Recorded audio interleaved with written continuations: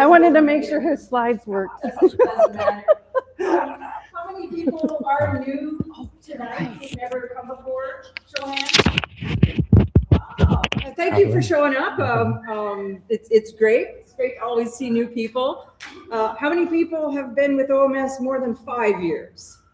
Oh yeah, see, we all stick around. So for you new people, become a member, and there'll be a lot of things, a lot of things to do, and a lot of good people to meet. And as Kayla said, we're all just mushroom nerds. So the formal stuff is hard for us, but the talking about mushrooms is pretty easy. So with that, my name is Kim. I am the yes. I am the program coordinator, the speaker coordinator, and this year I am also the vice president. So any issues, you know where I am. Always welcome to tell me what you think. With that. One thing that Kayla was talking about was volunteering. One thing that's really important too is hosting. So sometimes we have speakers that come in from out of town and really need a place to stay. We host dinners. It can be out at a restaurant. It can be at your place if you just want to talk to the speaker one-on-one.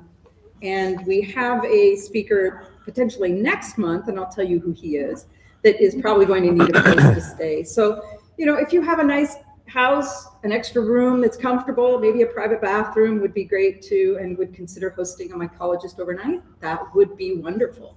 We'll send out some information about that. So you can contact us if that's something you're interested in. And so for the next little bit, the next speaker that we have is Aaron Hilliard, if anybody knows of him, Mushroom Wonderland. Yeah, so he'll be coming in next month. The month after that, we're going to have our 2025 scholarship recipient, and she will be talking about spalting wood. Now, for those of you who know what spalted wood is, can I see a raise of hands? Okay, good. It was one of the talks that we had from that lab that, no offense, I thought was going to be a real sleeper. And it turned out to be the absolute best talk that I think we've had at OMS about spalted wood. So it was good. It's going to be one of her research associates that will be coming and giving that talk. After that is our spring camp mycologist, Daniel Winkler. And then after that is going to be an author that recently published a book. I'm forgetting her name right now, but it's on animal and mushroom interactions. So that should be pretty interesting. And then going into the fall, going to try to get a chef, get some more, easy fall mushrooms, habitats to find them, type speakers to come in. And but if you ever have suggestions for a speaker or a topic, just let me know, and I will try to find that person or that topic for you. So our speaker tonight, I just called him out of the blue because it was a topic that I was interested in. And surprisingly enough, I had a great enthusiastic, yes, I'm super interested in coming to talk to a bunch of mushroom nerds. So that's always what we want to hear back from anyone who wants to come speak to us. He has roots in the Pacific Northwest. He has lived in Oregon almost all of his life. And he's a microbiologist, brewer, and entrepreneur with a career rooted in research, hands-on experimentation, and building reliable systems from the ground up. He holds a Bachelor of Science in Microbiology from Oregon State. He spent years working in research and fermentation-focused roles, including serving as a head brewer in Oregon's vast beer industry. Along the way, he also spent time at another Oregon institute, Tofurkey, if anybody knows of that, where he saw the magic behind the Tofurkey and gained experience in large-scale plant-based food production. Proof that his path forward into mushrooms may have been inevitable. He began growing mushrooms in 2015 in a small greenhouse inside his living room. See, for those of you here, it happens that way. So initially it was a side project inspired by his work with yeast cultures. The experiment then became Columbia Mushroom Company, which has since grown into a thriving specialty mushroom farm located out in Hood River. So join me in welcoming Neil Brent.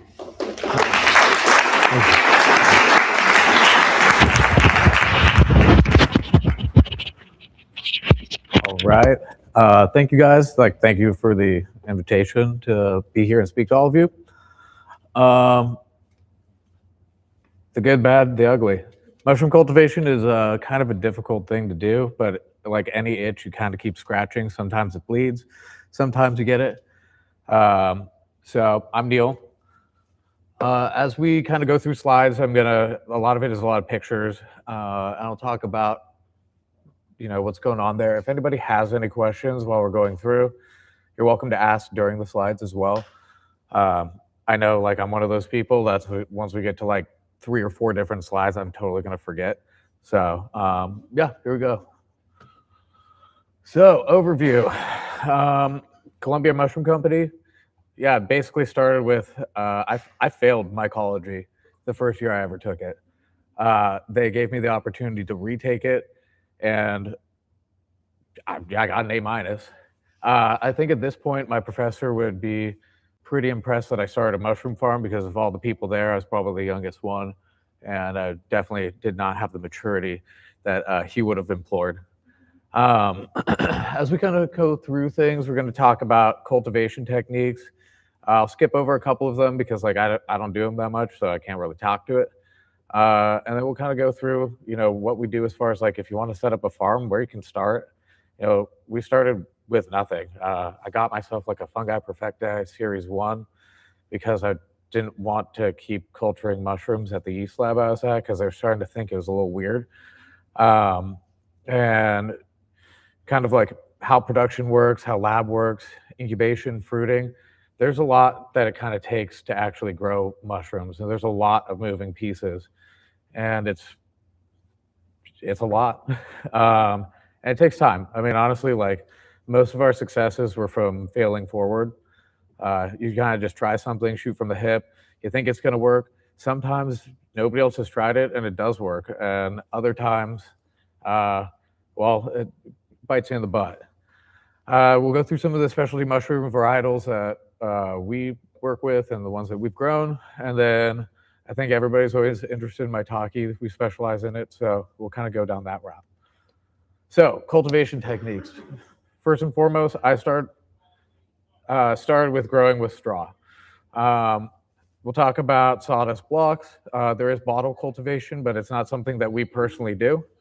I can't answer some questions about it, but it's not, there's only a few places in the US who actually use bottle cultivation. And then logs, not my specialty, I've done them, but I couldn't tell you how to do it on a large scale. So, straw. Straw's where we started. So I was culturing a bunch of oyster mushroom varietals that, you'd pick something up at a farmer's market, you go to, Fubon or something, you're like, I haven't ever seen that before. And culture them out on plates. Straw pasteurization or using straw is like a really, really good and easy way to start growing mushrooms. Your success rate is going to be pretty good, and sometimes it's pretty bad. So in the picture on the top right, that's from a talk I gave at the Gorge Fungi Foray. I spent most of my day heating up a 55-gallon drum of water while everybody else was out foraging, which, Anyway, so like we would do like 2 or 3 of these baskets in a day. And, it goes really well. There's a couple different ways that you can deal with straw. You really got to go with like weed and seed free. When you heat pasteurize straw, it works out really well because you're going to heat pasteurize any seeds that might be in there. You get to a certain point where you're trying to grow more and more mushrooms, your yield per like the substrate size isn't that good, but it grows really easily. You don't need an autoclave. You don't really need that much. You just need to be able to cleanly make spawn or buy it in. Bags are really inexpensive. You can just go to the store and buy some plastic bags or take the ones that you were already like saving from when you went to the store. We switched to hydrated lime at one point. This was like a move. There's 4 or 5 different types of hydrated lime. You'll figure out that 4 of the 5 don't work. And you'll also find out that hydrated lime does not kill seeds. And when you start growing a bunch of wheatgrass in your straw, you don't grow mushrooms from that. So we kind of started small. Bottom picture is like my room in a room and my guest bedroom. The mushrooms actually did pay their rent. I started actually going through a friend of mine who's a really talented forager because I was kind of afraid of going to a farmer's market. I don't know what I'm doing. I didn't start with a business plan. I was just like, I'm gonna grow some mushrooms and sell them. I still have no business plan. You just go with it. And he was selling our stuff along with like the wild forward products that he was getting, and finally told me one day, why don't you just start doing this? I was still working in yeast. Didn't really know like if this was going to be a direction that like I wanted to go, but it was like pretty fun. So at a certain point, we switched over to buckets because you're trying to be more sustainable. Highly recommend not doing that if you want to do it in like a commercial setting. You spend a lot of time cleaning. So it's nice. It's a good place to start. You're kind of limited because you're going to end up doing like oysters. You can grow lion's mane. You can grow Pioppino. You can grow like king trumpet doing it this way, but it's oysters. So that kind of takes us over to sawdust blocks. Sawdust blocks is what we do. I'm going to show you a video, the one on the right, I guess. Yeah, the right. And that's just a box of like mushrooms that we grow. We got some oysters, chestnut, maitake, lion's mane, shiitake. We do grow all of those currently, but we pretty much mainly grow oyster, shiitake, and maitake and sell to like wholesalers and other farms and whatnot.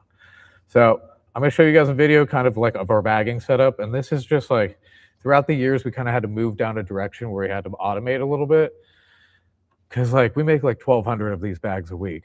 And I need to make like double that in the next year or so. And it's a lot of work. So hopefully it's not loud. Ooh, I'm gonna turn that down. All right.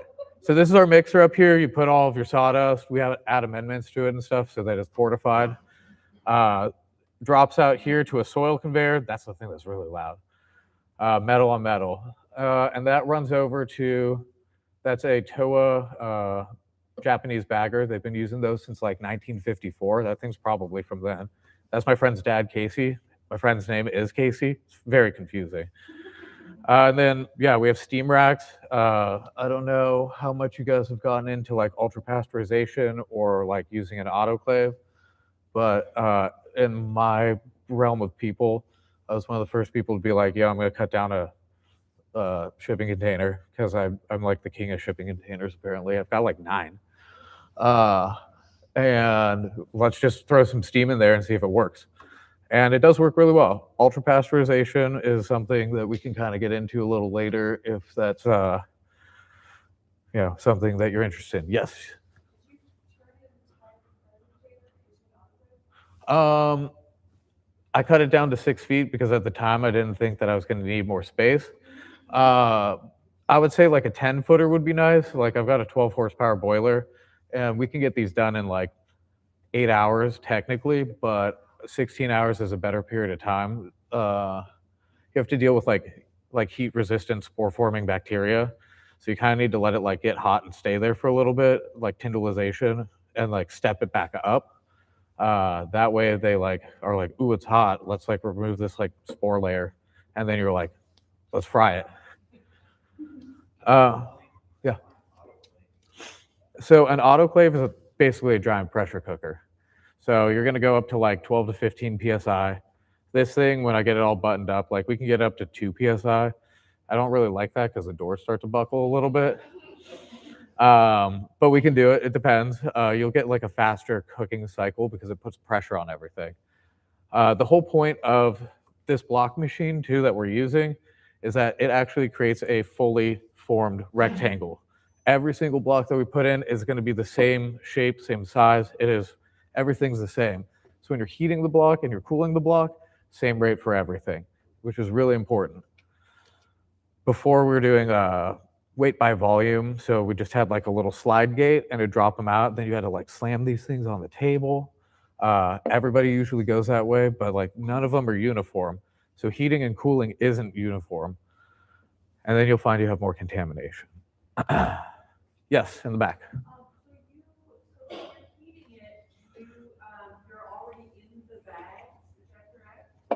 Are the bags some sort of like heat resistant plastic, or how high does the heat get up to? So we are using like an HDPE, so high density polyethylene. You'll like if you get into using like for bag cultivation domestically, you're going to really find polypropylene. It's a clear bag, like it's clear plastic. That's what most people start out with. We get these ones through a friend of mine, and he ships them in from Japan. The polypropylene that this company produces gets brittle in the winter, so we found out, like, when you're trying to make blocks and it's 30 degrees out, that plastic would crack. Polypropylene, what's nice about it is you drop that, like if I drop that rack outside, I mean, they're going to be screwed, but the plastic's not going to crack. It actually kind of stretches. Yeah, it can go up to, like this plastic that we use, you can take it up to 16 psi before it melts. Polypropylene, you can go up to like 20. Nobody's really going to be autoclaving past 15 psi, which is really hot. Yes.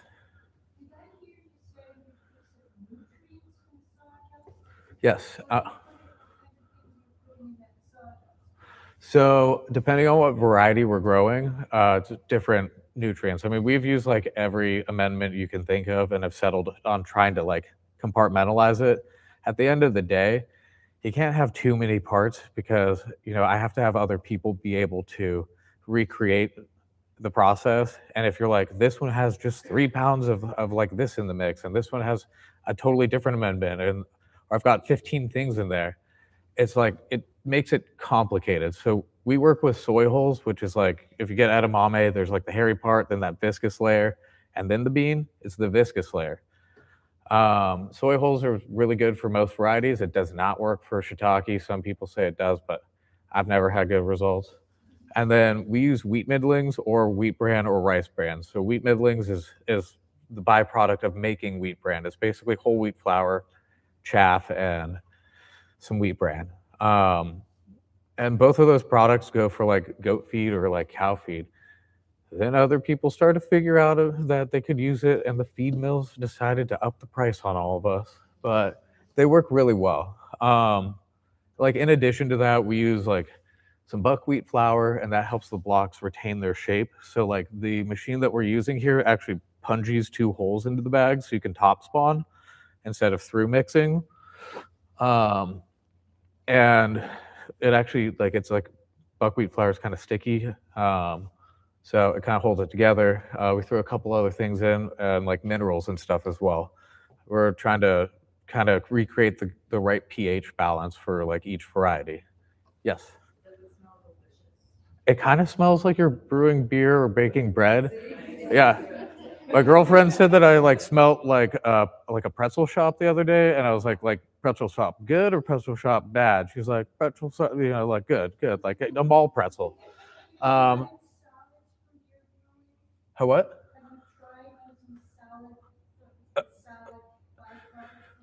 The spent grain, yeah. When I first like started doing blocks, my neighbor has a tree service. We did wood chips. Bad idea. They poke holes in the bag. And I took spent grain. I can tell you, Pilsner Pale Ale, something that you like get most of the sugar out of, works great. You got to use it right away. So you just brewed beer for 8 hours or 10 hours.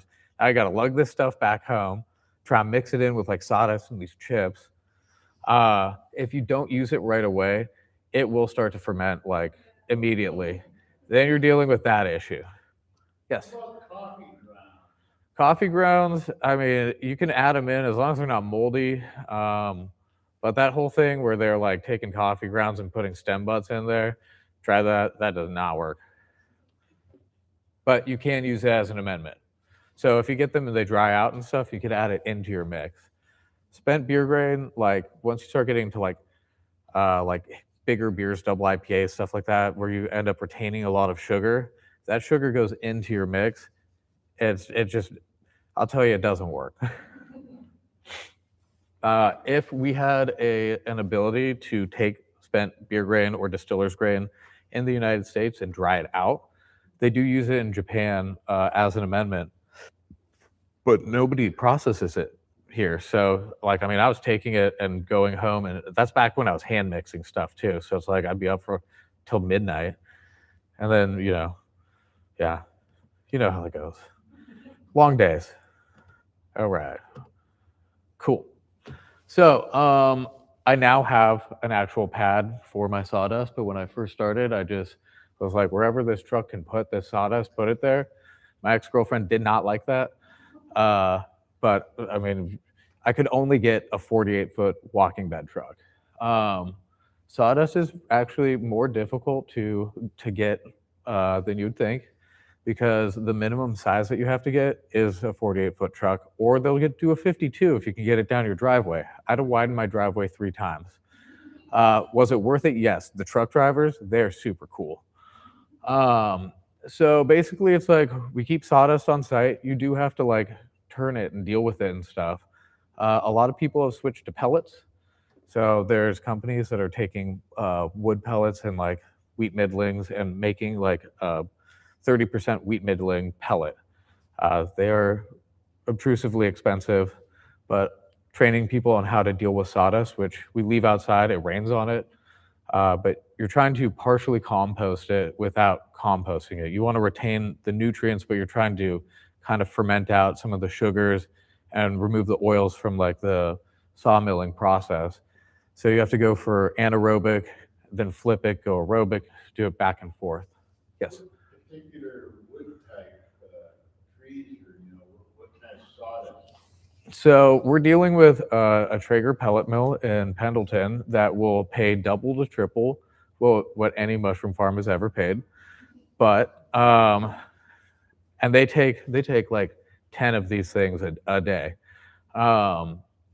The nice thing with a lot of these mills is mushroom farms were some of the first people to actually pay them for sawdust, because it was hog fuel. So like they would use it to fire up boilers to do pressure treated lumber. It was a waste product for them. They would pay cow farmers to take sawdust to clean up all like the the poo mess when it gets wet. So mushroom farms paid for it. We use alder, maple if we have to. Getting Oregon white oak used to be pretty easy. Can't get that dealing with Traeger. But you can also use like poplar. Like poplar works really well. You just got to use it fast. But I take alder. Alder is very easily, readily available. Also, it breaks down in like a nice period of time. So like oak, you kind of need to flip it and process it for a long time. Alder, 3 weeks, you can start using it. Yes, and then you afterwards. I have a question for the last process, actually. Yeah. Would freezing work to sterilize the block? Would freezing work?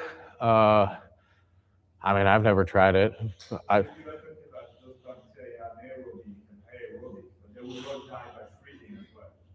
Yeah, but we're also dealing with like a lot of mold and stuff too. And like the thing is like the equipment that we're using, we clean it, but it's not sterile. So you're gonna be introducing stuff anyways. And if something does survive, like all it takes is one spore, it takes one bacteria colony, because it does grow faster. You just have to follow up to that. Actually, how long does the block sterilize last for? How long does a sterilized block last for, or how long does it take to sterilize?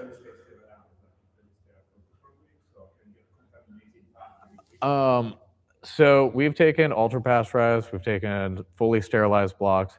If you bring it to the lab and you seal it up, they're fine for weeks. Now, if you heat that block back up that's been ultra pasteurized, which is no pressure, they will fail. Like, and you're trying to reduce the load of bacteria and or spores. Like, you're not going to get 100% of everything, even with full sterilization. Like, yes, it's sterile, but is anything really sterile?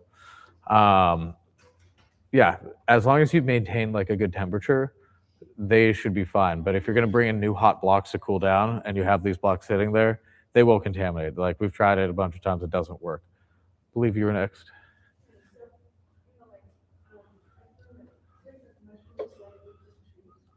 Yeah.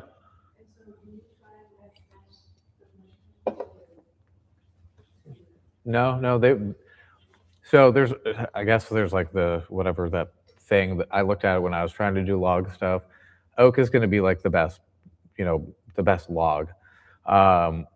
Most of these will all grow on deciduous trees, like on hardwoods. Each mushroom variety kind of eats different parts of like the lignin within the wood. So you can actually like cycle through your sawdust and you can grow oysters and then throw part of your spent blocks in, hopefully they're not moldy, as part of your substrate, because they haven't eaten everything, and you put it in with some fresh sawdust and more amendment. You could do shiitake blocks next. and like you'll get a totally great yield because it's partially broken down and it makes the rest of the wood bioavailable for the next strain. So it doesn't matter what wood, as long as you've got like a deciduous tree. It's also how you process it. Like maple, there's a lot of sap, so we have to water the absolute crap out of it to kind of get that to run off, and then my drain smells kind of funny. It starts to ferment in there. All right, any other questions? All right, so we start with this giant pile of sawdust, and by the time we're done, we're making compost with it. Mushroom blocks make stellar compost. One of my exes, she called it a garden. Honestly, it was a farm. It was like a third of an acre. The only thing she used was some of our gypsum to adjust like calcium and sulfur and the mushroom compost. And the other people in our co-op who are also farmers, they started switching over to our stuff because like, I don't know what it is, but that stuff, it rocks. It is awesome. That is a picture of our compost. I put a lot of worms into it at one point, and there are still a lot of worms. So, block production, this is what I do. I use a tractor to move stuff around. We don't have concrete. We're on gravel. Forklift would be great. It's not going to be able to do the job. These are both videos. I'm definitely going to mute them again. But so unloading the steam box, when I got onto this piece of property, I had like an empty shell of a barn, as well as like some other outbuildings. There was an old garage that was turned into like a living space, and like my neighbor is the kid of the people whose house it was, and I talked to him about it. I was like, "There's no bathroom out here, dude. Like, what are you doing out here?" We turned it into our lab. So we got to move stuff from place to place. So it's like I wish I had better known about warehousing and like moving stuff around. It's a lot. Like today, I moved a bunch of racks of blocks of like oyster and chestnut and lion's mane to our walk-in. You can store them there for about a month, and we're gonna phase them through to make more room in incubation because we're growing like maitake, which takes like at least 8 weeks in there, and shiitake takes like 8 is your minimum, but you really don't pull them out till like 10 to 12 weeks. So you got to have a lot of room and think you're producing it every single week. So you kind of have to flutter stuff through. But you need a way to move stuff around. You know, we still hand carry stuff for certain parts of the job, but they're 5-pound blocks. You're going to move 1,000 of them in a day. It's either how many people or how long can you go for. Our farm, from what you can kind of see on the right side, and you'll see it better when I turn it on, but I gotta mute it. We have a bunch of shipping containers.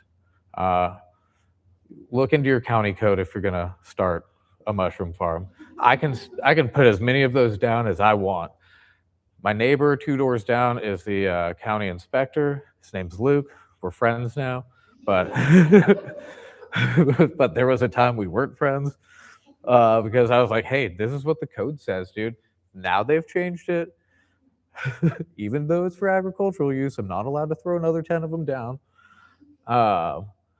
Here, so this is always me. I'll like take a video of me like moving stuff around because sometimes I'm like, this is ridiculous. So these are blocks. We ran them for like 16 hours. That is my old mixer on the right. That's me struggling to drive and take a video. So you take these blocks, and I'm going to turn around. Well, we're going to get there. And I'm going to drive them like 300 feet to another building and take them in there. So we cool all of our blocks down in our lab under positive pressure. So we're bringing outside air through a HEPA filter, as well as in front of our flow hoods. I built an 8-foot by 4-foot flow hood, so you have a lot of space for activities. But that room, like the dirtiest thing in there, other than the walls that I should probably put kills paint on, is the people.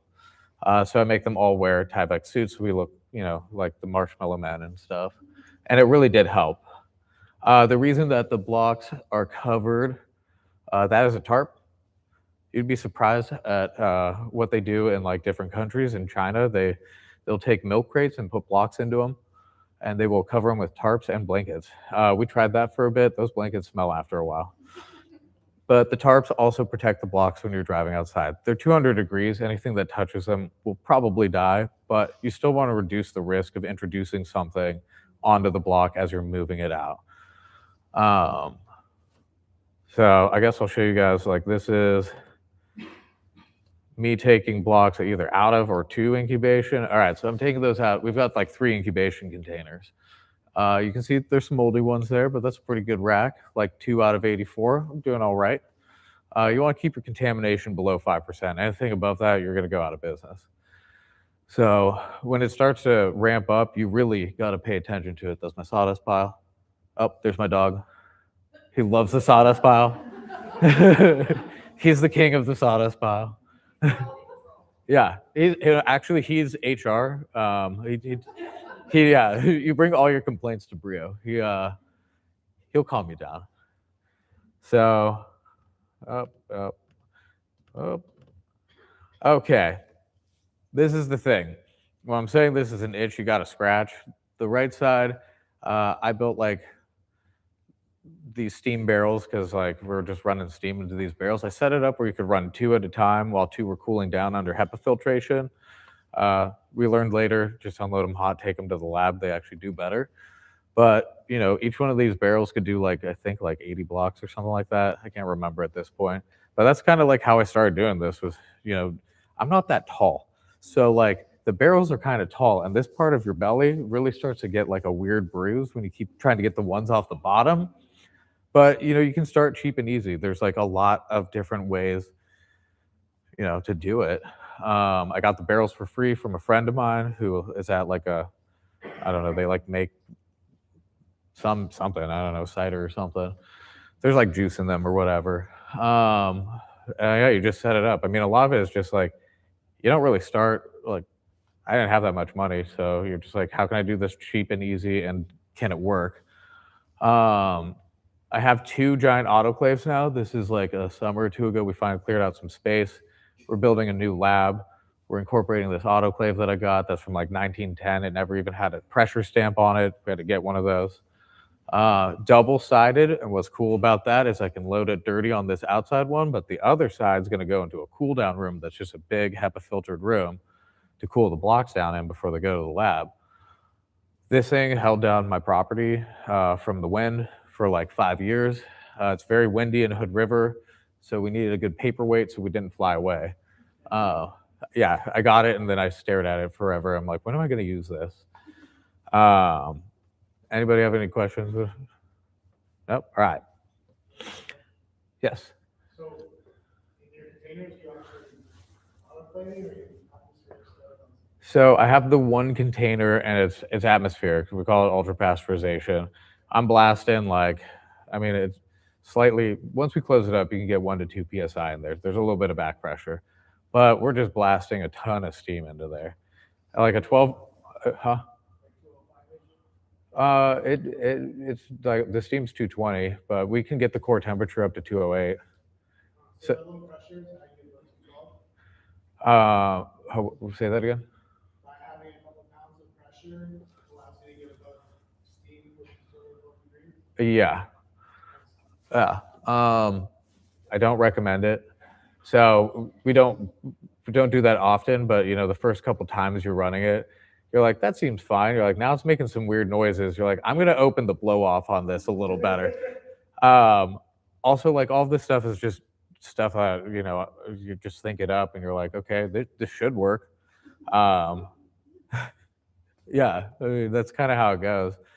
Then, you know, as the things that should work do work, you start meeting more people and then you talk about the things that they kind of did and it was the same thing. That's kind of how you end up networking a lot better and like actually helping each other to grow and do things better. My mom does my OSHA, but she's really most concerned about me, not my employees, because I'm like, if somebody's gonna die, it's gonna be me. But I also was the kid who walked up the outside of the stairwell, you know, up the stairs and made her pick me up as a kid. So I'm not too worried. So yeah, this is a big project we're working on this slide over here with the autoclave. It's going to be a lot, but it'll change things a lot. The steam barrels, that was like a 24-hour cook. The steam box, I can take them out in 12 to 16. That autoclave, I can do 2 cycles in a day. It's going to be like 6 hours and 6 hours. And guess what? I built my prison around me. My house is 300 feet away. So I can unload the autoclave when it's done. Not that I'm gonna do that at night, probably. I'll just turn it off. So this is our lab. This was that detached garage that my neighbor, when he was growing up, had a bed in. I don't know why, like, but this picture on the left is the last set of blocks that we did in 2025. Right here, I actually can show you a lot of people steam in troughs. Works great. I skipped that step and went straight to doing racks and using the steam box that we built. After building a trough, I was like, this is cool. Like, it's really easy. You don't have to build stuff or take it apart. The only issue with troughs is that because you're stacking the blocks close together, steam penetration around the blocks is uneven, and it takes forever to cool down. Those racks, we can get them cooled down in 12 to 18 hours. So literally, you could, if you start early enough, I can do a set of like that's 600 blocks on the racks, another 150 or something in that trough. And we can get the racks cooled down in enough time and do lab the next day if we wanted to. Our lab setup isn't perfect, but it does work. So I built this giant flow hood, like we built the boxes. I don't know if you guys have ever looked into building a flow hood, but these boxes, we actually did ceiling grid HEPA filters. So we had to run like a 10-inch collar off of the box to go into the HEPA filter. And it's 2 separate units. So if one of them goes down, the other one can be used. Now, if the one that goes down is the one on the left, the 2 right there, it's a little bit different because I still have to get it over to the band sealer somehow. And the band sealer is behind our positive pressure HEPA filter that brings in air from outside. Point of having 2 of them instead of building one giant unit is because you kind of like resilience isn't having like extras of everything. If something goes down, you're kind of like stuck in the mud there. And you can't always get like we had an issue with our boiler. Boiler tech couldn't come out. So I just called him and fixed it myself. Sounds scary. It's a low pressure boiler. It was only a fuel thing. But like, you're working with equipment that can hurt people. So you do have to be cognizant and aware of like, we have to run this safely and it does need maintenance. That's something like, that you're going to realize along the way. We have a lot of equipment that we work with, and like things love to break, and they love to break when it's really stressful. You're like, I got to leave town. My boiler tried to blow up. My walk-in went down. Like stuff like that. So over here on the right, this is how we do the bags. That's a conveyor right there. So you're opening up all the bags in front of the HEPA filters.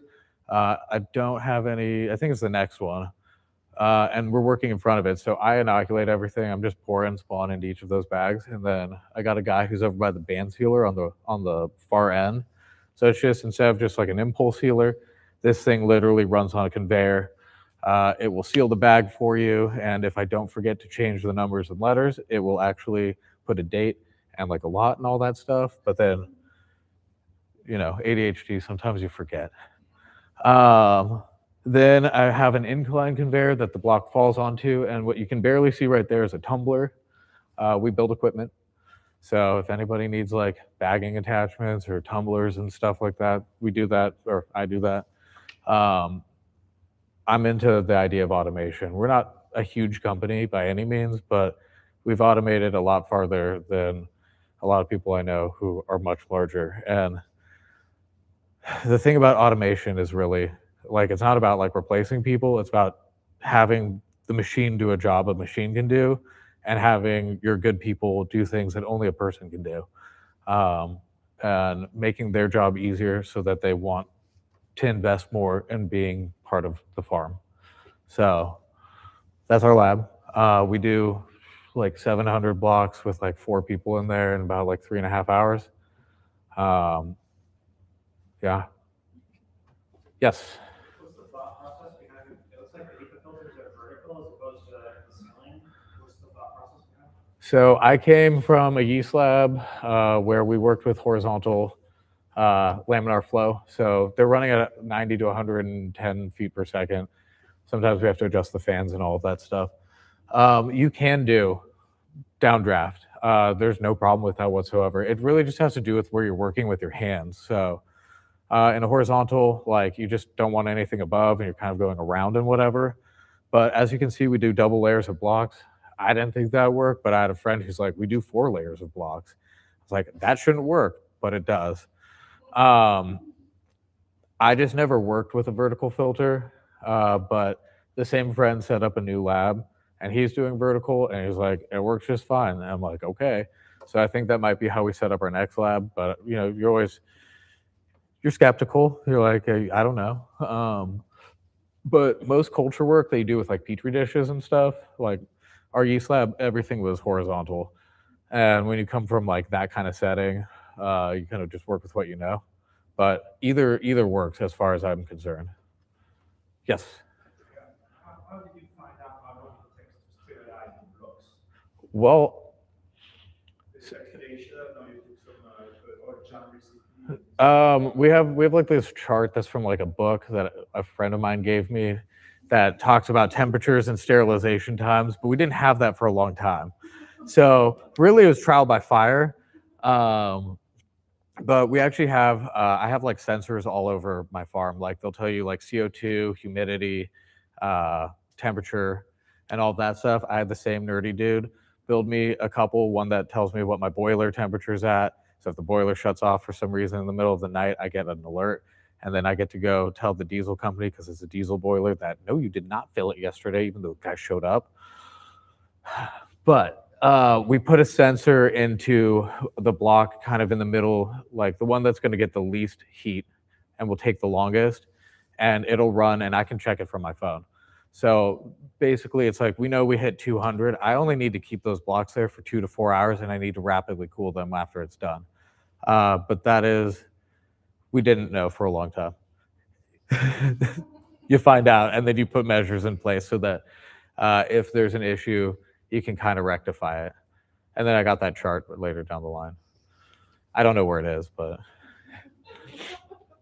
anybody else? All right. So the way you set up your lab is pretty much everything.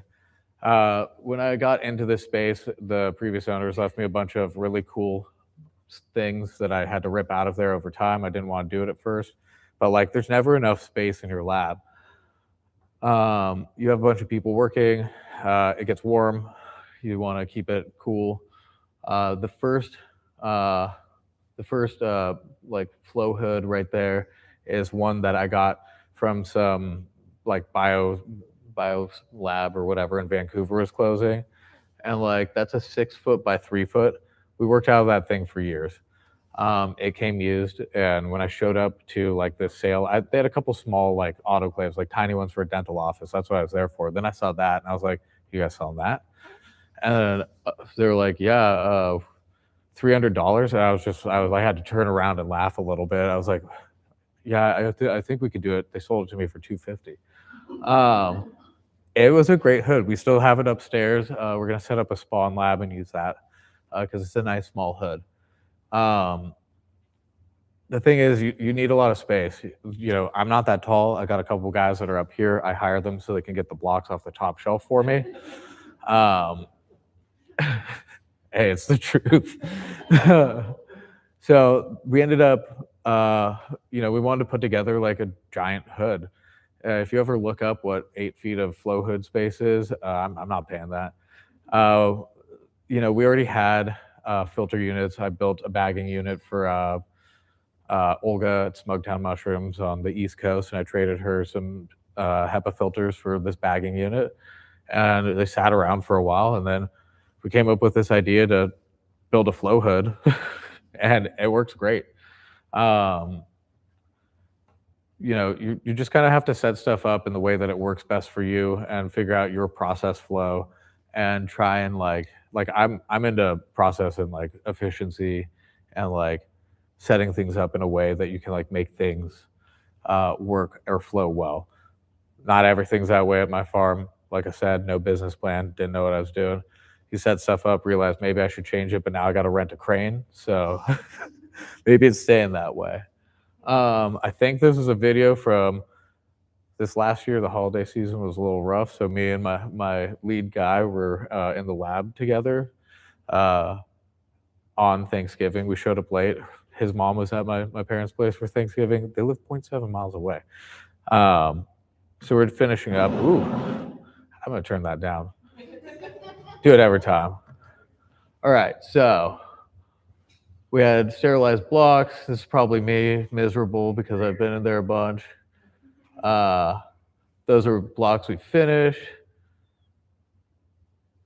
Got somebody over here. We make sure to put music on really loud so I can't hear them yelling at me that a block blew up or something. And that's a tumbler I built. So instead of through mixing by shaking, which he's probably saying Happy Thanksgiving. That's Phil. He really should have a beard net on, but we'll let that one slide. So we also have an impulse sealer on the back as well. So if like the bags don't dry correctly as they're cooling and you have a little bit of moisture in there, they're not going to seal correctly. So like, he'll just run the seal again. But the lab is positive pressure HEPA filter, so all the cracks and crevices, it's blowing air out. And then 8 feet of flow hood, it really turns the air over. Yeah. It's going to do it again. Yeah, it is. Yeah. All right. We'll go into incubation and fruiting. Oh, yes. I have a bag of sawdust spawn, break it up. Highly recommend dunking it into like a 5-gallon bucket of bleach water. What you will find out over time is like if you're not putting it into bleach water, one, you don't know if there's a hole in it. You don't want to inoculate a bunch of blocks with spawn that has a hole in it. And two, bleach kills anything that's on it. We then spray it down with isopropyl alcohol that does make chloroform. It's not enough to get you, but one time I was cleaning the lab and I definitely mixed a little too much of that. Our sawdust spawn recipe is it's 20% amendment. So, and we will pre-cook the grain just because, or just soak it overnight. It's a lot easier than trying to adjust and guess for like, you're like, okay, this grain is at this water content, the sawdust is at this, and if I add this much water in here, it's gonna be sloppy. If you pre-cook the grain, I can run it through my mixer and my bagging machine, so it's really easy for us to do. The amendment is literally 15% grain, 5% bran. So rice bran, wheat middlings, mill run, like you can do super easy. So like coming from yeast, I never really understood why people use grain spawn. Grain is highly nutrient dense. You get a lot of metabolite production. It also doesn't have any shelf life. I've taken bags of like sawdust spawn that are a year old of shiitake, and I've grown it out and gotten better yields than sawdust spawn that was like 2 weeks ready. The idea is you go from low nutrient density, higher nutrient density, and you're starting to like give it some of the nutrients that will be in the block. Like all of our blocks do get wheat middlings in it, so that we use that in there. And then you go to a much higher, more nutrient-rich block, like the ones that we do for everything for production. Yeah. Does that answer your question? Go ahead. Yeah, and then the stuff for that, do you maintain a culture library on site or do you source it? I have every culture that we work with. I mean, I have a library of a bunch of stuff, and like some of them you never use. You think you're going to, you save it, you're like, this is going to be awesome. But you still got to keep running the farm and paying bills and stuff. So like sometimes doing like little side projects, it never happens, or it takes like 10 years. And by that point you were like, why did I want to grow that? So when I was at the yeast lab, I maintained our entire like cryogenic program. So I helped a couple different like culture labs in the US set up a cryogenic program to store their mycelium. And I sent them my cultures. And at this point right now, where we're at and how many people we have, like we do make some of our own spawn, but I sent my cultures off to them, and their stuff's like super clean, always comes out good. And that was because like, stuff can happen and somebody else, you could be using a dewar, which is what you put like liquid nitrogen into. Can't get liquid nitrogen because it's, you got a snowstorm, -80. Power goes out, generator is impossible to get to. But the other thing too is like they will run a lot of the cultures I've sent them on their own production. So like if something happens for us, I'll just call them up and be like, hey, can you air cargo me a bunch of spawn? I messed up. Yeah. Anybody else? Yes. Go back to your bleach dunking your spawn bag, because I understood it, take your spawn bag from your inoculation room, bleach, and then it goes into your lab. So our spawn, when it's done, it's in its own dedicated walk-in. So I've got a 6x8, it's full of spawn. Like I think we can make like 30 or 40,000 bags from like what we have in there. That a lot of that has to do with you're like, I'm gonna run golden enoki. I'm gonna make like 10 bags of the spawn. Don't run the golden enoki. Probably should get rid of it.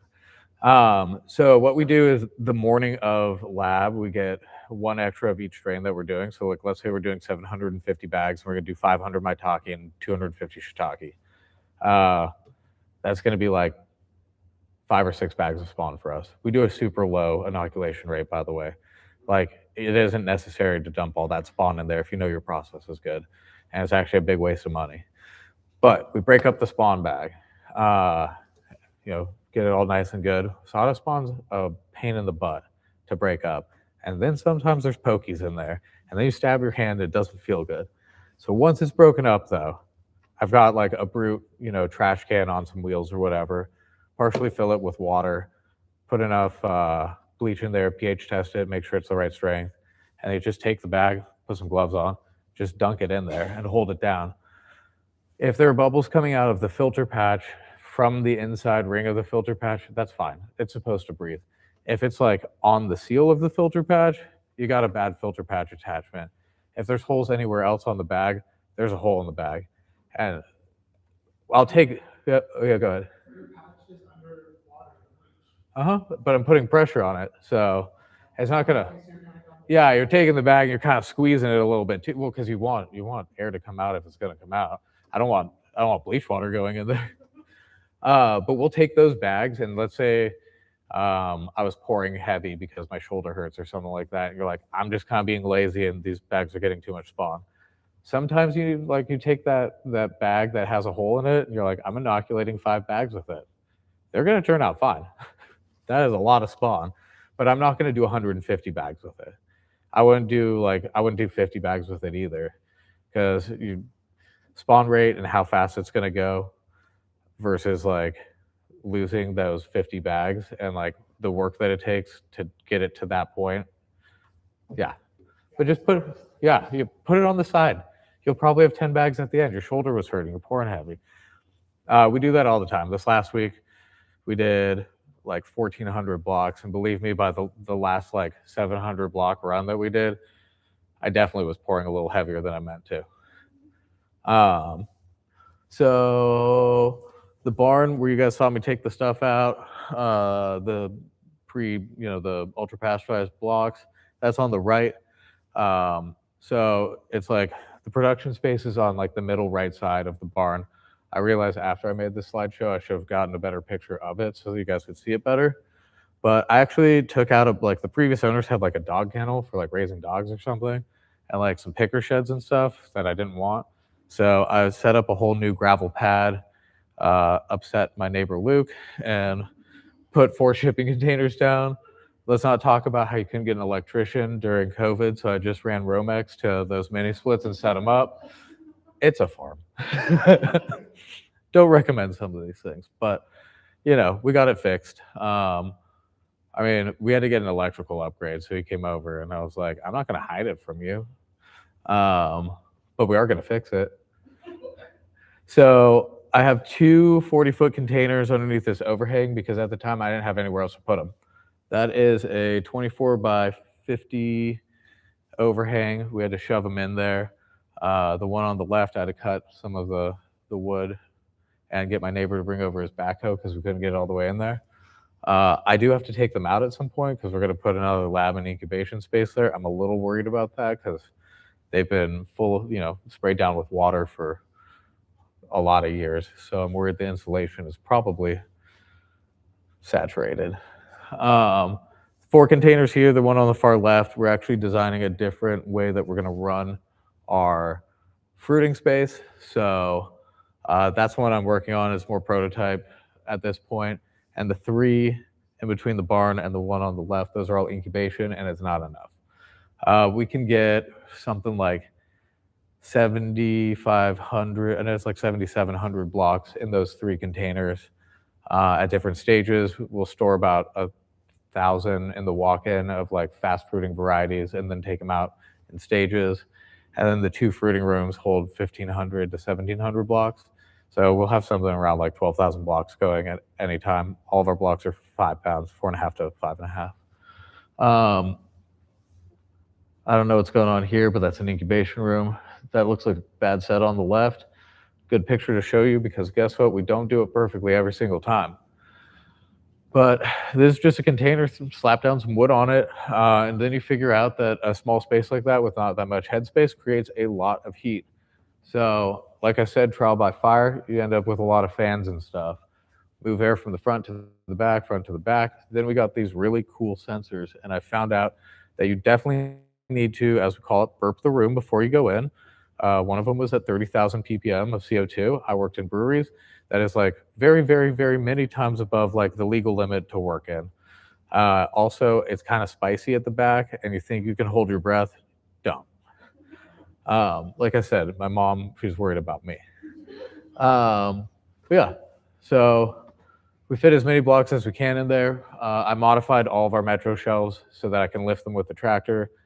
The way Metro shelves are set up, which they're not the best shelf system, but they're readily available here. So if I need like 10 more, I can go to Costco, I can go to Home Depot. So that's why we work with them.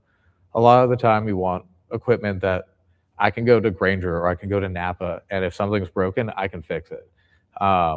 If I need to wait for a piece or a part to come in from Japan, like my starter for my tractor, you're kind of dead in the water. So I have an extra now. Anybody have any questions? Yes, and then you next. Said you're mostly growing on 5-pound blocks, not 10 pounds. Yeah, these were a medium-sized bag. We were doing 8-pound blocks for a minute there. Holding anything above 5 pounds for like a shiitake block, believe me, when you do like 500 blocks and you're by yourself in there listening to a couple podcasts, doing this forever, no, smaller block is better. I don't know why I'm growing 10-pound blocks except everybody does 5-pound blocks. Do not listen to TR Davis. He's a friend of mine. But 10-pound blocks really, like, the funny thing is I restarted my farm at a certain point. Let all of my employees go. We had like a 40% contamination rate. I was basically paying somebody full-time to take moldy blocks and remove them from incubation. Got rid of all of them.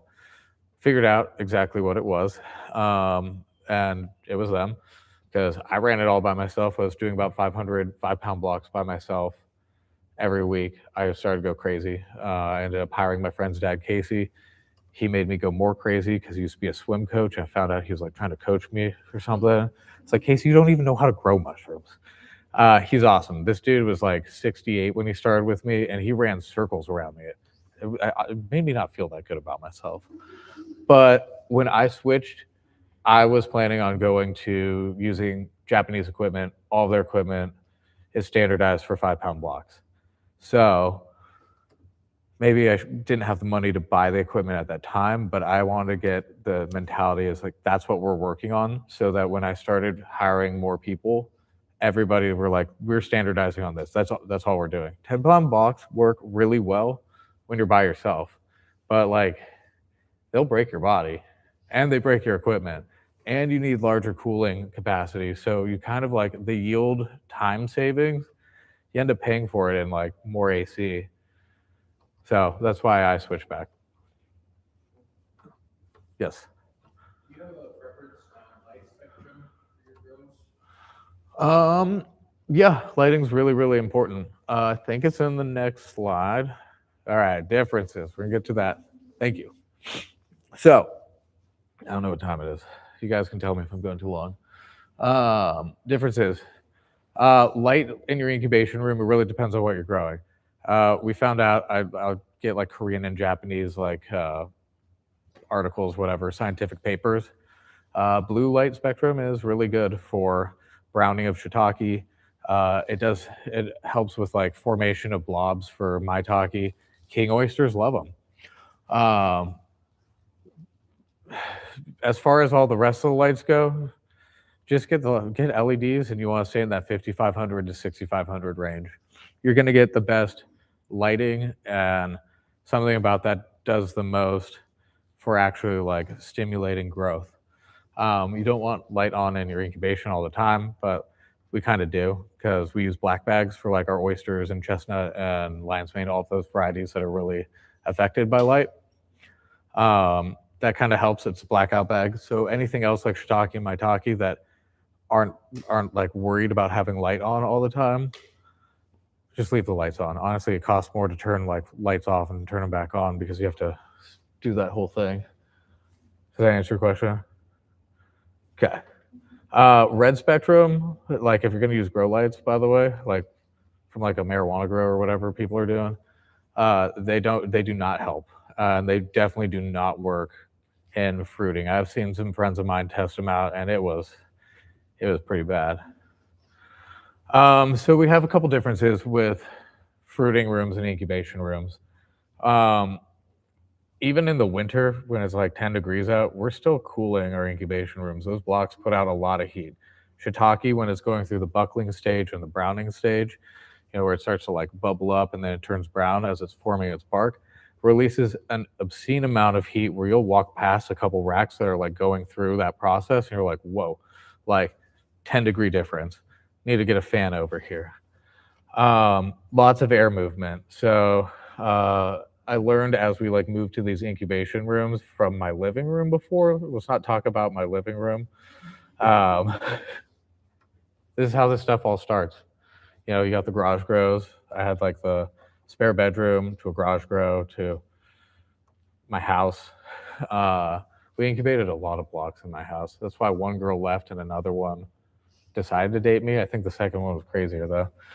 You want to move in? Or just nerdy enough. Everything needs humidity. So one thing you will realize is that as you're doing gas exchange through these filter patch bags, it's going to be like you're going to lose humidity. Cooling is usually by desiccation. The water has to come from somewhere. It's going to come from your block. So you actually have to humidify your incubation rooms too. Lights, like we were saying before, lights can just get a bunch of shop lights, whatever's cheapest. I like the ones that like they turn off after a little bit because nobody ever shuts the light switches off. You'd be surprised at how much it costs.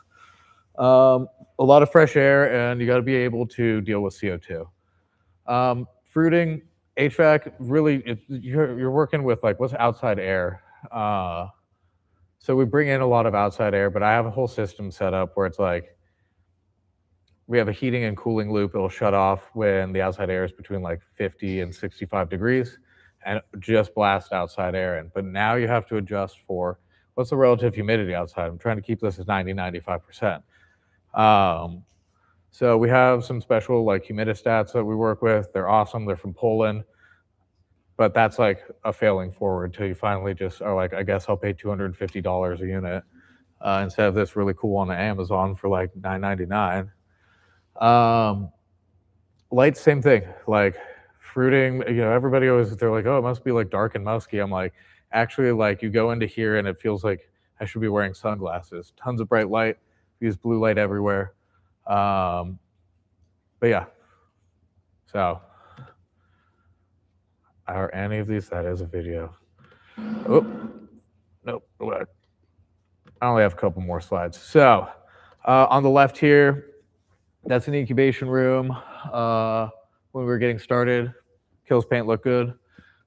Big fans, just you want to move a bunch of air. I think this is when I was running power for like fans on the top because you just want to move, you just want to be moving air constantly past the blocks. This one, oops, don't do that. That's my dad. Why is it doing this? Okay, go. All right.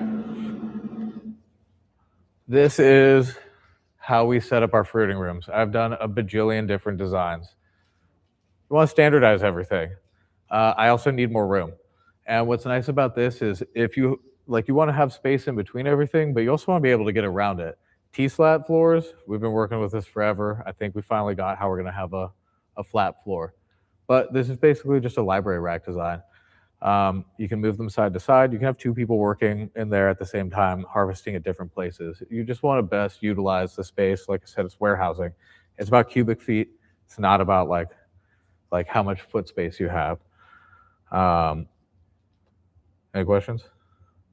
Yeah, it's probably maybe not perfect, but I don't completely understand the process. I have to see it before. You're moving a lot of air to that or cooling and oxygen. That's really what. Which room or both rooms? I'll take it. Which room or both rooms? Like incubation or fruiting or both? Well, the one you showing the big orange fan. Okay, so that's incubation. Yeah, we're moving a lot of air around. You want to just basically, all the blocks have space around them. You want to dissipate the heat as quick as possible because like if the core temperature gets above like 75 or 80, that block is cooked. We got a lot of blocks packed in there. You can do that. You just got to move air, and that air has to go back up to the cooling unit. So we have a central air duct that takes cool air and it blows it down and around. And then we have fans on the ceiling to blow the hot air back down. And then, yeah, we have more fans in there to keep pushing the air to the back. We have a return loop that goes up to the cooling loop. Okay, so that's primarily for cooling, not oxygen. Or getting oxygen in. As far as the CO2, where does that come from? The substrate, the mushrooms? As the mushrooms are, processing the substrate, just like us, they're gonna breathe oxygen and release CO2, and they release a lot of it, and they're totally fine. Like they can go totally anaerobic, but I can't when I'm in the back of that room. Yeah, sometimes you like to tempt fate. I did it like a couple days ago. I was like, nope, I don't know if I'm gonna make it back in time. And then for the fruiting room, as far as that goes, a lot of it is that we're trying to cool the air, or keep the air in there cool. So like in the summer, I have like a front room that we like keep basically at like walk-in temperature, and it's bringing in super cold air and then adjusting it with like a high pressure misting system that works off of compressed air in the duct, so that the air that's coming in that's really dry, if it is blowing onto mushrooms, it's humidified too. Anybody else? What temperature are you kind of keeping these at? Is it the same temperature for inoculation as fruiting? So the incubation room, we can keep it like 70. You can go up to 75. Smaller substrate, the core temperature doesn't heat up as much. I like to keep them more like set for 65. That way you kind of have with a long skinny room like a shipping container, you have a gradient. So like if we have a bunch of blocks that are really going off, that part might be like 75 at the end, but the stuff at the front that's like starting to pin or it's ready to fruit, 65 up there. But like I kind of set the room for like 65, 66. Fruiting, it really depends. Everybody talks about going down to 55 and all that stuff. We have like a couple strains of things like our shiitake strain. You run it at 70 in that room, it pumps out mushrooms. Run it at like 55, it'll grow them, but they don't grow as nicely.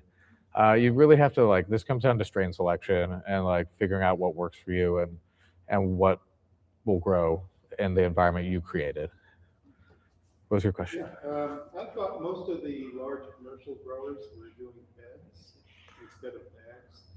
Are you able to get the same production density out of your bags?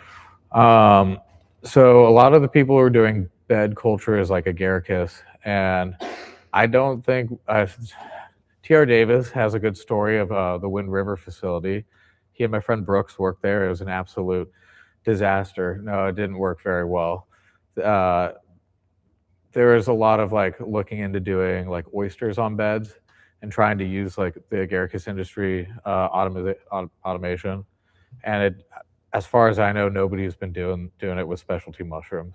But if you ever get the chance to go to an agaricus farm, it is nuts. It is so cool. Yeah. All right. So we have mushroom varieties. I just got some cute pictures. Did I answer your question? Oh, yes.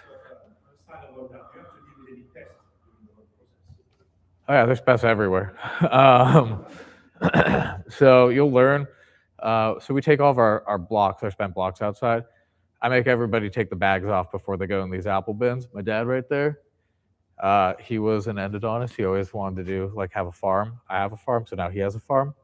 he takes those spent blocks and he does all my compost stuff. It's actually pretty cool to watch him like drive this tractor and flip this bin that's like 500 pounds. I was kind of scared the first couple of times. When it comes to like, we're in an apple and fruit growing region, so you're gonna get fungal gnats like mad. They love mushrooms. Chestnut, that thing will bring fungal gnats in from like, I don't know, forever away. Smells like cinnamon. They have to sit in there for 5 weeks. You got to be careful what mushrooms you put that one with, because they'll bring fungal gnats in, and if you have something else that's a weaker strain, it'll ruin the whole crop. The way I deal with fungal gnats is find the nastiest block, you leave that in there for a little while. You get rid of the other stuff or harvest what you can and get rid of the rest. Then when that block's getting nice and nasty, it's got a bunch of larvae, throw it out. Do it again. Do it for like 3 weeks. You basically just like give them a party zone to party in, and then, you know, they get tired and you just throw it out. Like there's ways of dealing with it, like with chemicals and stuff, but like that's not how we operate. Slugs also like the room. Yes. On the road as well, is there any user like food and the actual putting hysteria that can be created down the road on the fruit? No, Mushroom attract hysteria and those kind of I mean, listeria would be something like where you need to test your water. Honestly, fungal gnats just bring lots of trichoderma in the room. That's why we flip over. We'd one and done everything. I don't want to bring a bunch of mold and stuff in there. And if there are blocks that are contaminated, you just have to chuck it. Like, I'd rather take the loss than possibly lose everything in the room or send out a product that would make somebody sick. Yes. How many flushes you get out of the We went and done everything, and we're talking about this over dinner. It's like turning tables at a restaurant. I can put our oyster strain or my maitake strain or our shiitake strain in, and I can flip it within 9 days. If I was going to do the process of desiccating the shiitakes and then resoaking and putting them in there and all that stuff, it's going to take another couple weeks. Oyster, it's going to sit in there for 2 weeks. That's 2 weeks of exposed mycelium that's already weakened from being harvested, which can lead to more flies and stuff like that. And then the yield's not even worth it, because I could have put in a new block, already had finished it, gotten double the yield than the second flush. Now, in like, you know, a smaller setting, or like when I first started and you don't really have money and you need everything to make as much as it can, yeah, I'll keep it there. Certain varieties like lion's mane, screw it, leave it, let it go again. You'd be surprised. That block is like now 2.5 pounds, but still put out a pound. Don't know how it does it. But most of these ones, like, I wouldn't waste the time. I mean, the chestnut's going to take 5 weeks. That's 5 weeks of sitting in there smelling like a sweet place for flies to hang out. We were the first mushroom farm in Oregon to grow like chestnut in any like variety or like quantity. We were doing like 400 to 600 pounds a week when we got that culture. We don't grow as much of it now, but it is really good. And then that is black oyster. They call it shimafuri. It is a cross between king oyster and I think a brown oyster. It doesn't, like, you can tell that it wasn't like a good cross, because sometimes they grow like brown oysters, sometimes they grow like this where they look nice. We're the first ones to grow that too. Yes.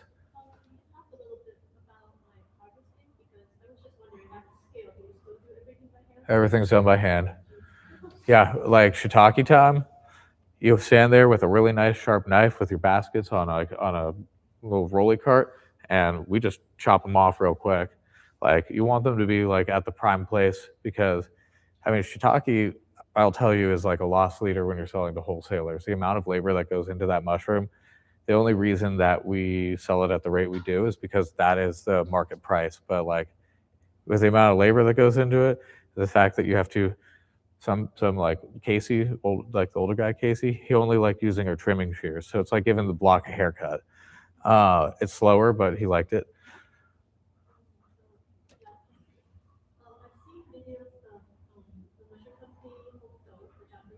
Yeah. Bottles. Yeah.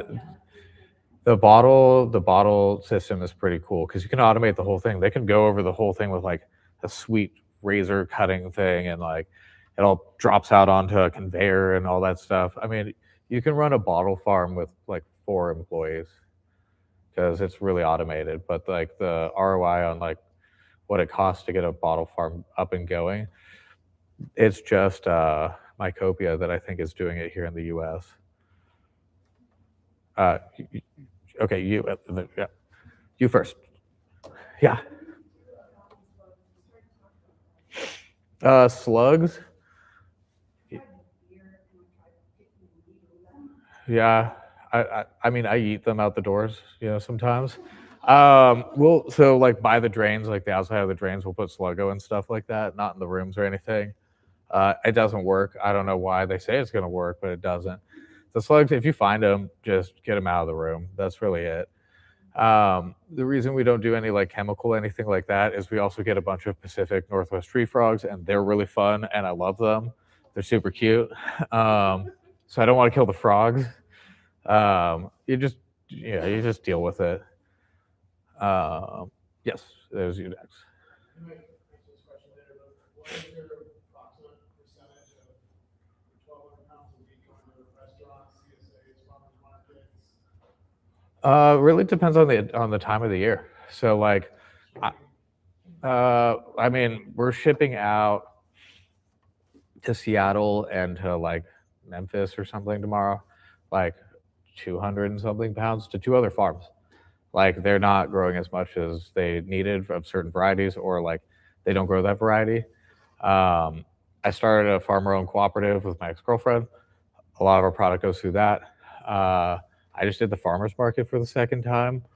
I stopped for 5 years because it was driving me insane. I wanted my Saturday back too. It's every other week, or it's like the first and third Saturday of the month or whatever. So it's kind of fun. I'm like, oh yeah, this is kind of fun. But then I don't have to be here again next week, so it's even better. We sell a lot. I mean, I'm selling like, I think I sold like 240 pounds at the farmer's market. But like we do it in bulk. It's like buy 3 pounds, buy a pound. Like we keep our prices pretty low because like I'd rather sell at volume and have people eat it than have people turn away because the price is high. Restaurants, I only work with like big restaurants. Like Pizza Thief here in town is like an account of ours. They're awesome. If you haven't been, go. The Bandit Bar, stiff drinks. They go through like 150 to 250 pounds a week of just shiitake. They're awesome. I mean, we started with them and they didn't even know if they could go through 30 pounds a week. It really depends. Like sometimes you go through distributors. You don't get the best price from a distributor, but you know that it's going to move. And it kind of ebbs and flows. Like, somebody wants to run a special. Next thing you know, you're selling like 300 pounds of oyster to like the Best Western for some reason. It sounds confusing, but the Best Western has a great restaurant in Hood River. My thing is like I try and keep no account like over 15% of our sales, because if they decide they don't want to work with us or we don't want to work with them, you don't want to put too many eggs into a single basket, because it really starts limiting, what could happen. But, when you're starting out, a lot of it's going to be farmer's market or like, friends or people coming over. Like I have people who show up at my place that I'll sell to. Yes. Yeah, I'm from Vancouver, and I've been going down to the Vancouver market for quite a while now, and I noticed there's a display down there that has a box of selection of kind of looks like your stuff. Is it Riley from Mindful Mushrooms? Riley from. I just wondered if you had a display down at the Vancouver market. It might not be me, but I do sell a lot of farms in the area, mushrooms as well. And personally, I get my blocks and starters up from North Shore or Pacific Shore. Okay. They're in Vancouver too. Yeah. And I don't know how big an outfit they are, but they're down pretty regular. I've got a lot of great tips on how to, get my blue oysters that turn blue, and that long spikes, that problem, and more air and things that were happening to my lion's mane was getting kind of leaky instead of staying nice, tight clusters. Hey, I mean, I'd rather get kind of bigger and more toothy than sometimes we get the stuff where it doesn't tooth out at all. And you're like, well, I guess that's going to the guy who makes tinctures. Like, can't sell it. I just throw it in a clear plastic tub with a bunch of holes. Oh yeah, shotgun fruiting chamber. Yeah, you drilled a shotgun fruiting chamber, drilled a bunch of holes. Do you have perlite on the bottom? Yeah, Yeah. trying to get better circulation. And I've done the lion's mane and the blue oysters so far. I went to Chuck's Produce and they doubled the price on their maitake. What were they selling it for? Well, they were going for $2.99 for a little container. That was a really good price. Wait, $2.99. Yeah.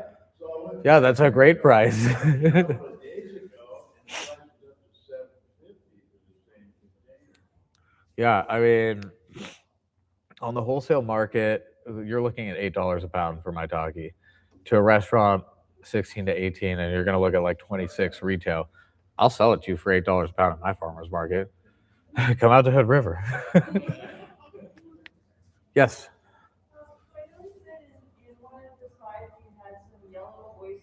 We don't grow those anymore. That is like, yeah.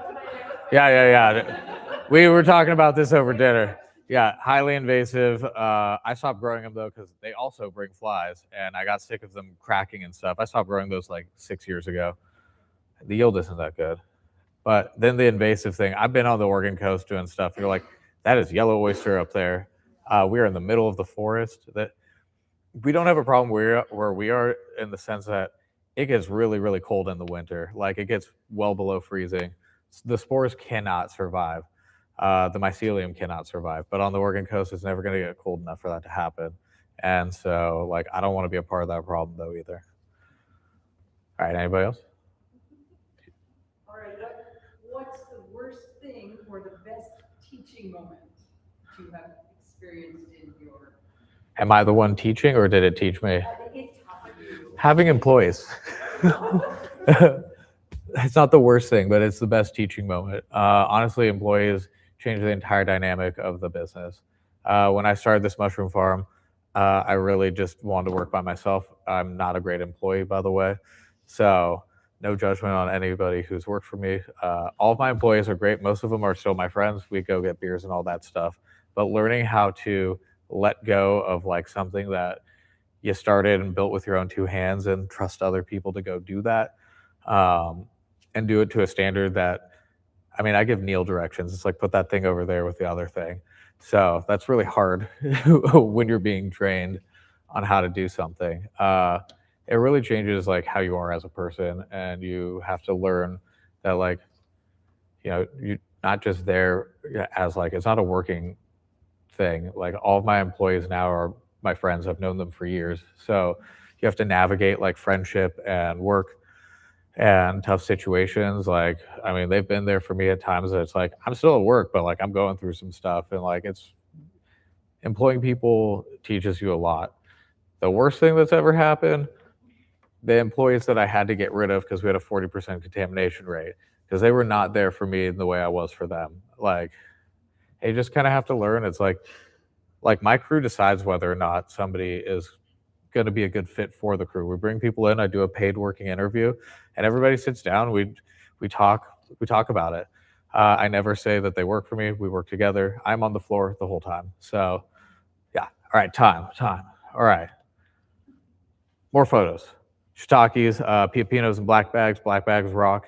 If you guys have never tried black bags, hit me up. I can get you some. Blue oysters. This is a different strain. It's pretty cool.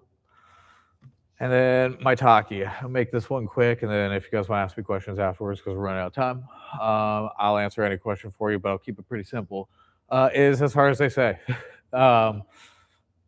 We almost went out of business trying to grow maitake because like sometimes it works and sometimes it doesn't. And like, it's not one thing, it's everything. Everything that you do in the whole process, like I was saying before, like there's a lot of moving parts. If they don't all align, it's not gonna work out. And maitake is like a really good one to tell you that it's not gonna work. We do consultations on growing it. What I'll tell most people, I'm like, I'm happy to take your money, but like you can do everything the same way that we do it. It might not grow for you.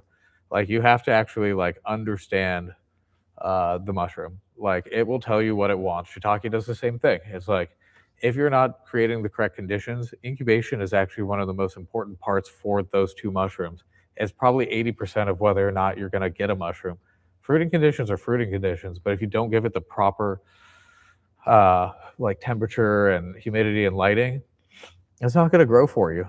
And then it'll tell you like it's going to suck. But if you do get it right, you like stable conditions, it'll start forming blobs, or like this one here, secret, you might want to write this one down. The strain that we use, you can side fruit it. So I actually cut the bag like it's an oyster. Not all the strains grow like that, but we accidentally found this out because my employees inoculated black bags that were for oyster with maitake, and I cut it open after 3 weeks. Maitake started growing. I was like, hello, hey, what is it? Bob Ross, like Happy Little Mistakes or whatever. Just making lots of birds on the paintings. As far as like selling them in kits and stuff, I've done it. I'll do it for my friends, and I'm going to tell them like, I'll take your money if you want. I really don't want to charge you because it's going to fail. It's like, it's a given. It's going to fail. Maitake is the most interesting mushroom I've grown because it wants a ton of air exchange, doesn't want air to go over it, but it also wants high humidity conditions. So you're blasting this room with a ton of air, but you're also trying to keep it at 95% humidity. You have to have a really good humidification system to keep up with that. Everybody will tell you that they grow at like 50, 55 degrees. That's a bunch of baloney. We grow them up to 75 degrees. They do great. You can run them at 9,000 ppm of CO2. They'll just elongate more. There's a lot of just cool things you'll figure out. Are there secrets to growing maitake? No, just keep doing it over and over again. At a certain point, like it'll probably grow for you. You just have to fail a bunch of times and then have people upset with you because no, you can't make that 50-pound order this week. So you just have to observe and listen. This one on the left, giant blobs. That thing probably put out 1.5 pounds. I don't know if any of these are videos. That one is. I gotta mute that. All right. So this is one of our rooms. That was a light. That was a blue light, but one of my employees hit it with a hose, so it doesn't work anymore. But yeah, all 5-pound blocks. You can do it on 10. The yield increase or the yield thing, it doesn't pen out. This strain can do 10. There's another strain from NMC. I think it's like 494, 949. 10-pound blocks rocks it. This one too. So personally, we try and run these later so you get a top fruit. The quality of the mushroom is much more like a natural maitake that you would get like in the wild. Yeah.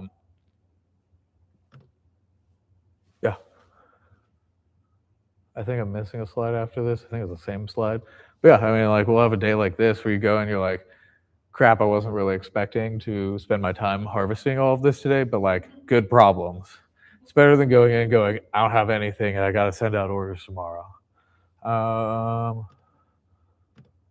Why is it doing that? There we go.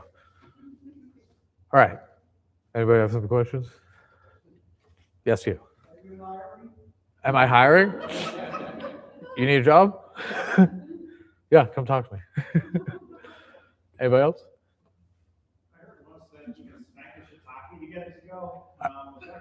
All right, so I was out of town. First vacation I've ever taken. 10 days. Stressed out as all get out. We had that like snowstorm, where it's like 0 degrees.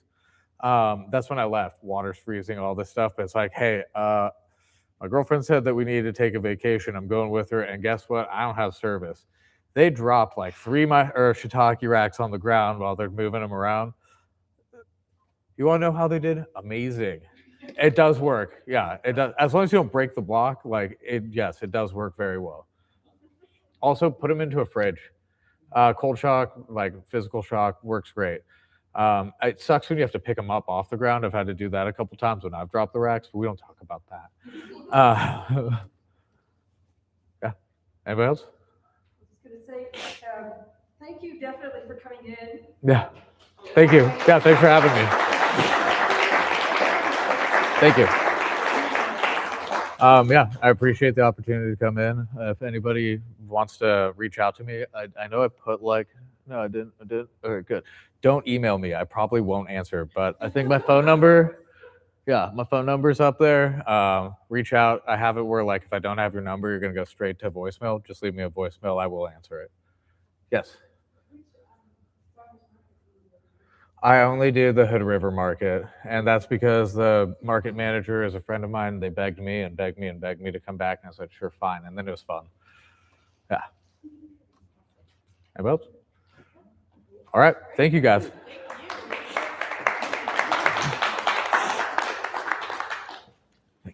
We discovered that growing Stropharia on arbor chips does a great job on getting them ready for compost. Oh, dude, Stropharia is one of the coolest things. I have a friend up in like the Yakima Valley who he does like, he won't tell me all of his secrets, but like I think he does willow chips that he like soaks in water and lets all the stuff come off, and he's like doing like, I'm talking acres. Honestly, I tried to run him in my ex-girlfriend's garden, and then she didn't water the whole thing. Well, So we have like, it's about a 2,000 square foot garden. And then we compost arbor chips. It doesn't matter what's in the arbor chips. no, With Stropharia. Stropharia. And then we mulch all the gardens. And So you had Stropharia coming up underneath the tomatoes. Yeah, and it's you can't walk through the tomatoes without kicking over. that's a great problem to have. Yeah. I like Stropharia. Like I had a golden variety of it for a while. I killed that culture. It was really cool because you got the red ones, but they're golden. They're awesome. So we're the weird people in the neighborhood. No, you're the cool people in the neighborhood because I wish like I tried selling them at our market. People were like, "Are these creminis?" I was like, "Do they look like creminis?" It's popular in Europe. I was gonna take this with me. That was awesome. Thank you so much. I'm working with Brent. Brent. People too, because us short people kind of stick together. And they were like, "Hey Phil, can you come over here? You're like 2 feet taller than me. I can't reach this." He set up